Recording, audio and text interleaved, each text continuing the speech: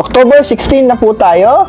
Si Rat ang kailangan mag-ingat, north na lokasyon ang kailangang iwasan. Ang mga masaswerteng oras ay nasa screen nyo na po. Maswerte para sa araw na ito ay ang kasalan o pagpapakasal, pag-aalay ng sakripisyo, grand opening ng negosyo ay maswerte, pagtra-travel maswerte rin, paglilipat ng bagong tirahan o bagong uupahan ninyo o paghakot sa bagong lilipatan ninyo ay maswerte sa araw na ito. Pagtitibag ng building ay maswerte rin sa araw na ito. Pagde-decorate ng inyong tahanan, paglalagay ng mga pampaswerte sa inyong tahanan, at pagse-set up o pag-i-install ng mga bagong biling furnitures, maswerte sa araw na ito.